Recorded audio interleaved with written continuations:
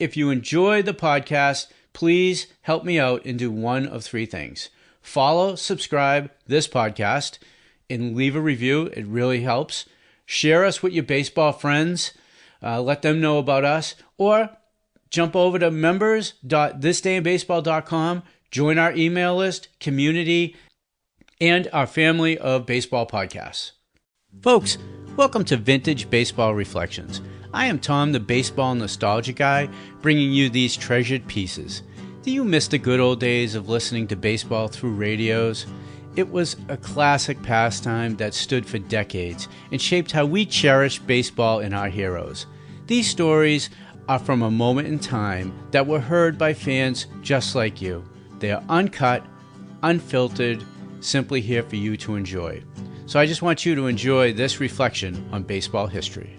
Well, here he is again, folks, Dizzy Dean, brought to you by the makers of Johnson's Wax for Car-New, the wax-fortified auto polish that cleans and polishes your car in one easy application. Howdy, folks. I want to congratulate you all on the fine, slick-looking cars I've been seeing lately. You all must have been taking that advice from Frank Ashen that's been passing out every Saturday. Congratulations, everybody. Say, that's rather a long word, Mr. Dean, that you use. Next thing you know, you'll be felicitating your listeners. Not on your life, Frank. I got better manners than that. But I did practice a lot on that congratulations, and it shows that practice will do.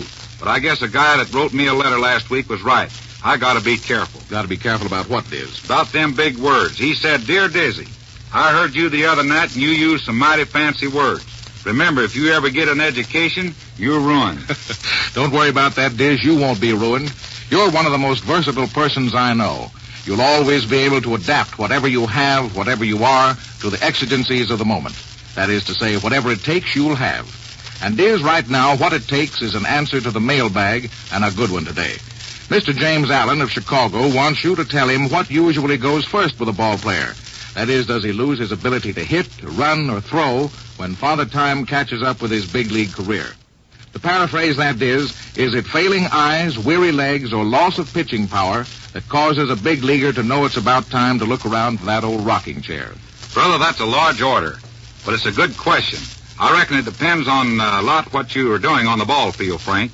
Now, take me. I was all right till I got a sore arm. I still could hit, and if it hadn't been for my arm, I'd tried for the outfield. I was a pretty good hitter, you know.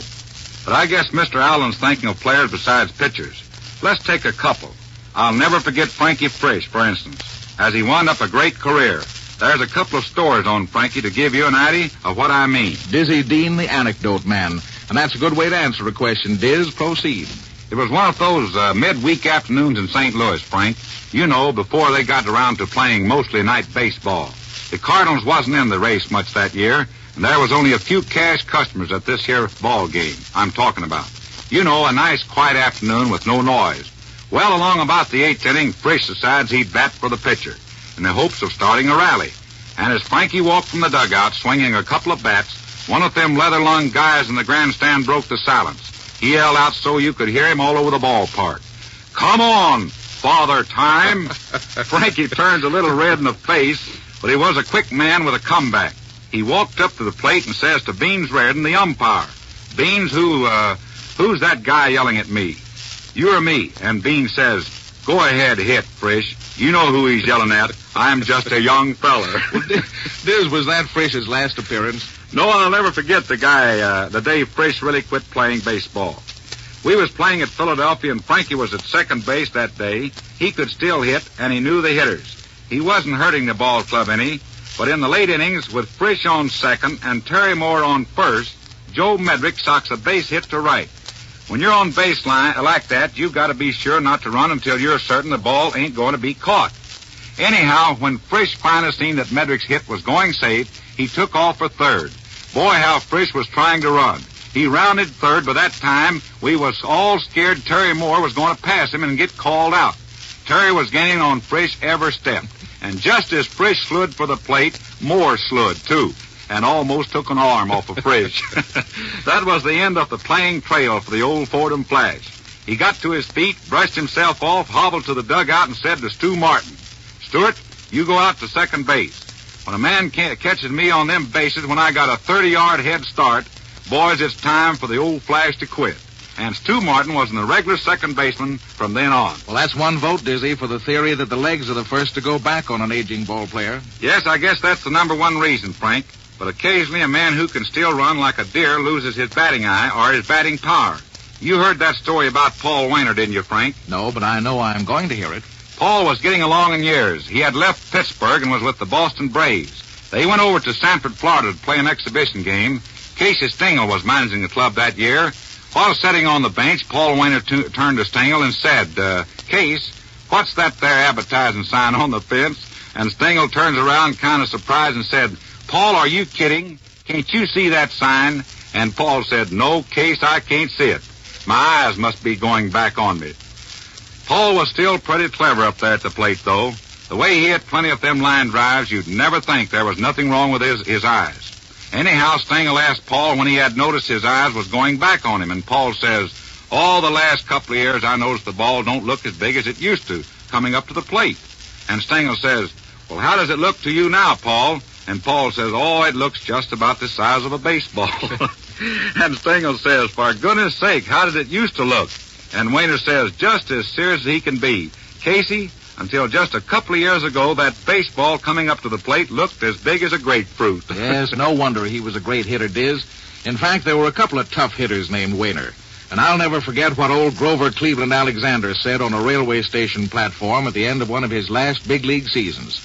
The Cardinals had played their last game of the season. It was on the road. Everybody was going home, and they were talking about what they planned to do. Old Pete Alexander wasn't saying very much. One of the baseball writers asked him how he was going to pass the off-season. And Pete replied, I think I'll go home to Nebraska, get a couple of sacks of corn cobs, and practice how to pitch to those Wainer boys. Old Pete said a mouthful, Frank. It was tough pitching to them Wainers. Yeah, something like trying to find Stan Musial's weakness, eh, Diz? Oh, didn't you know, Frank? One pitcher's found how to pitch to Musial. His name is Preacher Rowe, a left-hander with the Dodgers. Very interesting, Diz. And just what is Preacher Rowe's formula for stopping the Cardinal star slugger? Well, Frank, during a Cardinal-Brooklyn game the other day in St. Louis, a couple of Brooklyn pitchers was talking on the bench how they would pitch to Stan, and Rowe says, I got a better plan than that, boys. The best way to pitch to Musial is to give him 4 straight balls good and wide at the plate, and then pick him off of first. You'll never get a hit that way. That's a fine idea. Say, Diz, you answer a lot of questions on this show. Yes, sir, I sure do, and I like it. Well, that's fine, because there's another question I'd like to ask you.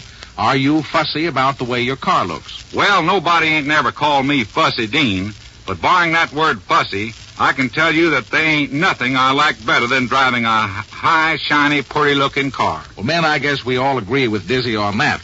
The trouble is, cleaning and polishing a car is some job. Unless, of course, you've got some Carnu stashed away in your garage. That's Johnson's wax-fortified Carnu. Carnu makes cleaning easy because Carnu contains special ingredients that cut right through the road film that clings to the finish of your car. You know, that sticky, oily road film that water can't touch. But Johnson's Carnu does something else, too. Carnu is wax-fortified, and so it polishes your car, makes it shine like a million. Just rub it on, let it dry to a white powder, and wipe it off. Your car is cleaned and polished in one easy application. Rub it on, wipe it off. That's all there is to it. You've got a car that sparkles all over. A car that you or I or Dizzy Dean would be proud to ride in. So right after this program, drop in at your dealer's or your nearest filling station and get some Johnson's wax-fortified Carnu. That's C-A-R-N-U. Carnu your car today, and tomorrow drive a car with a real Sunday shine. Now, Diz, could you regale us with one of your baseball stories? Yes, Frank. We was talking a while back about Casey Stengel, and it reminded me one of a story about old Case. It was one of those funniest characters I ever seen in baseball, and he's got a big laugh out of this one. Casey was managing the Brooklyn Dodgers, and one of his pitchers was named Boom Boom Beck. Boom Boom got that nickname while he was playing over at Phillies in the old Baker Bowl, with that short right field and a high 10 fence. The batters used to tee off on Beck now and then, and one day when they was hitting one after another against that 10 fence, and each would make a loud boom, somebody said, Boom Boom Beck loses another. And before you know it, Beck's nickname is Boom Boom. Well, in the same Baker Bowl one day, Beck was pitching for the Dodgers, and the Dodgers got off to a 5-run lead. But in the 5th inning, the Phillies start teeing off on Boom Boom, and manager Casey Stengel walks out to the mound for a conference. Hack Wilson is playing right field for the Dodgers, and he's a little tired from chasing a couple of extra base hits, and he sits down in the grass to rest his feet. Meantime, Stengel decides to take Beck out of the box, and Beck doesn't like it. He's still ahead, and he wants to stay at least 5 innings, long enough to get credit for the game if the Dodgers win. So he gets mad when Stengel wants to take him out. Beck turns around, throws the ball with all his might to right field. The ball hits that 10 wall with a loud boom, and Hack Wilson thinks the game must have got started again mighty quick. He figures somebody just nicked Boom Boom for another base hit. So he jumps to his feet, races after the ball, wheels, and makes one of the finest throws you ever seen, right to the home plate. And was his face red when he sees did all that running and made that fine throw for nothing. After the game, he wanted to wring Beck's neck. I'll bet. Knowing Stengel as I do, Diz, I know that if that ball game was lost, the story that he got out of it took all the sting out of being vanquished. Yep, that Stengel sure loved a joke. You heard about the time he gave the Polo Grounds fans the bird, sure enough, didn't you, Frank? No, but we can always use another Stengel story, Diz. Well, a short one, Frank.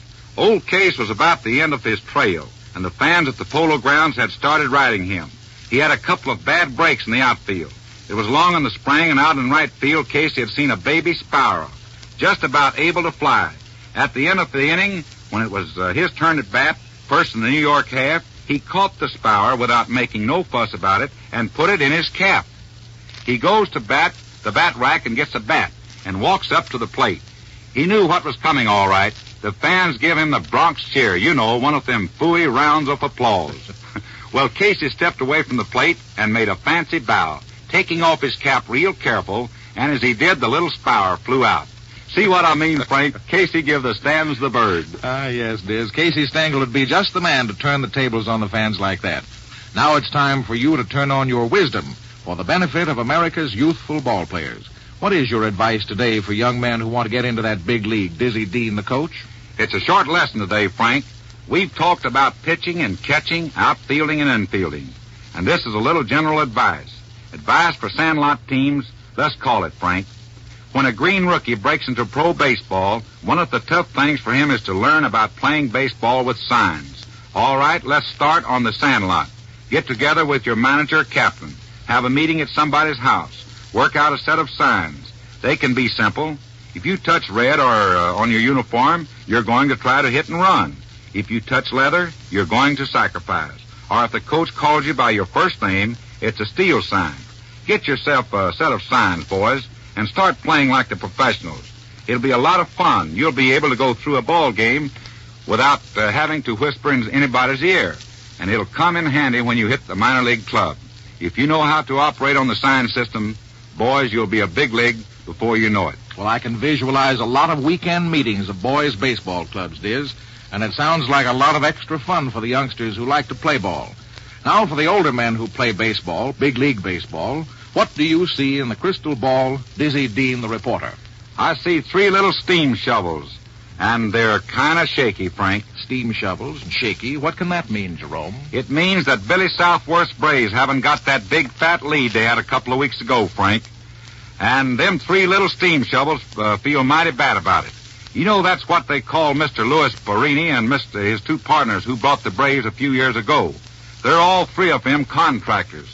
And when they started working on the Braves, the newspapermen in Boston gave them that nickname, the 3 little steam shovels. And I imagine, Dizzy, that in the background you see in that crystal ball a few little redbirds, don't you? And they're flying in the right directions, Frank. They're climbing. And say, I see another manager was fired last night.